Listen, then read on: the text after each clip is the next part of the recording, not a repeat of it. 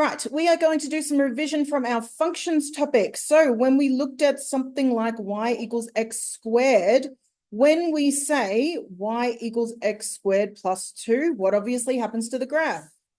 Yeah, the whole thing just gets picked up 2 places and put back exactly the way it was before. If I say y equals 2x squared, what's happening? What's happening?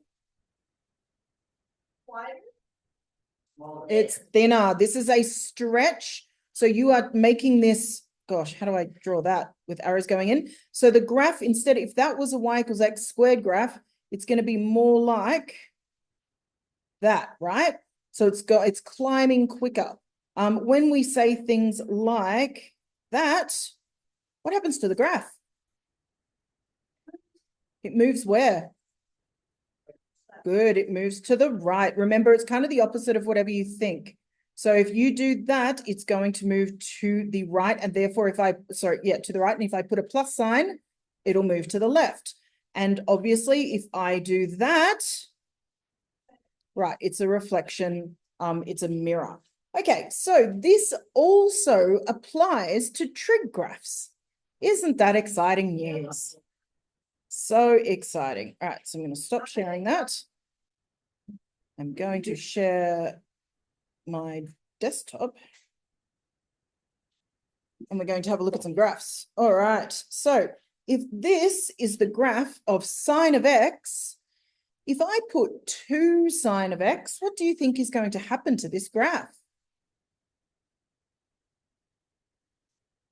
Okay, I've got a few different. Right, this is going to be twice as high. Now, the interesting thing about this is you can see all the critical points are still in the same place.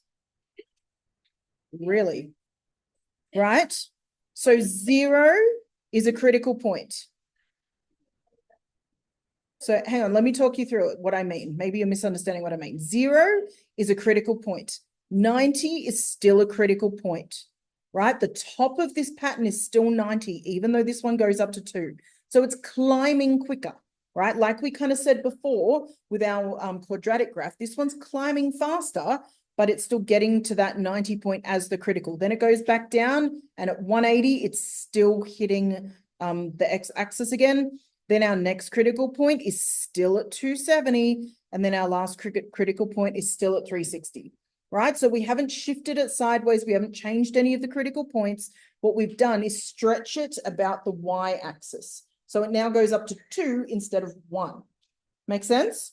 The period is still the same. The critical points are still the same, but our y-axis coordinates have changed. The period is how long it takes to repeat. So 360 degrees or 2 pi, right? So 360, 2 pi, and actually, whoa, I've accidentally clicked my button. Whoop, nope, click it again, click it. Ah, cool. Okay. Oh my goodness. Okay. Right. This is super helpful. Okay, so 2 pi. All right, so the period is a really important word here. How long does the function take to repeat itself? Normally, all the ones we've been looking at are, well, sine and cos are 360. What's tan? 180. It repeats every 180 degrees, okay? So there's an asymptote every 180 degrees, but that's only when it's a plain tan graph, right? So as we're seeing, we can do some adjustments to this graph. Kimberly, I'm going to say that's not the best use of your attention right now. All right, so let me undo this. So I'm going to undo 2 sine of x. And I'm going to put the 2 in front of the x this time. What do you think is going to happen this time? Okay, this is going to shrink in the x direction instead of the y direction. This is now repeating twice as often, right? So this is now repeating at 180, right? So putting 2 here makes it twice as fast, okay? So this one makes it twice as tall. This one makes it twice as fast. Now, I know why you're looking weird because of the 1/2 thing, right? we'll go into that. Don't worry. We'll keep talking about that. Okay, so what we're saying is this happens twice as often, okay? Now, for the same reason that we said before, what do you think this is going to do here? This is going to move it to the right 60 degrees, right? So instead of starting at 0, it's actually going to start at 60. All I've done is shove the whole thing over, and I'm going to start the graph at 60, and it does the exact same thing. What do you think happens if I put plus 45? It goes backwards 45 degrees. So now it hits 0 at negative 45, which means this, well, it's going to finish at, yeah, anyway, you get the point. Okay, what do you think is going to happen now? All right, I've got two different things going on here. It's going to be what? Taller. Okay, so this is going to go up to 3 now, and it's going left 90 degrees. Look at that. So now it goes all the way up to 3 and all the way down to negative 3, and we're starting at negative 90. You are right. Why did I say that? Sorry. It's going right. Sorry, my bad. The minus sign means we're going right. So we're starting at 90, right? We're still repeating every 360. I haven't actually changed the period of the function. I've just changed the height of it and where it starts. So it still takes 360 degrees. This is negative 270 and this is 90. That's still 360 degrees before it starts repeating itself. All right, look at the next one. I've got 3 different things going on here. So what is going to go on with the 2? Means it goes up to the 2. What's going on with the 180? It's going to be going left 180, right? Because this is a positive, so I'm moving it that way. And what does this 3 do? Okay, so it means that it's oscillating 3 times as quickly. Now, the look on the boy's face down the back before, because they know what I'm about to say, what that means is it's oscillating, it's repeating 3 times as fast, which means the period is 1/3 of the length. Right? So I think that's what your face was about before, yes? So before, let's go back to this one here so I can prove my point. The period of this is now 180. It's moving twice as fast. Does that make sense? Right, so the period is half as long because the frequency is twice as much. So within 360 degrees, it moves twice as fast, so the period is half as long.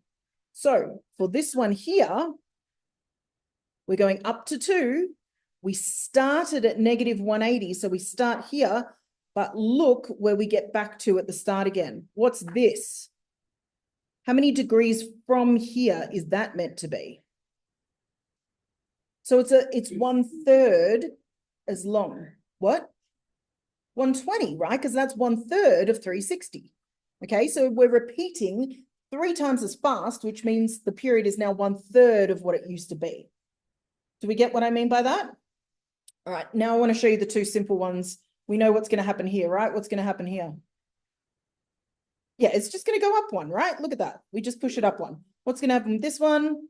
Down 2. Okay, so what we can do is put all these things together. So let's add another one down here.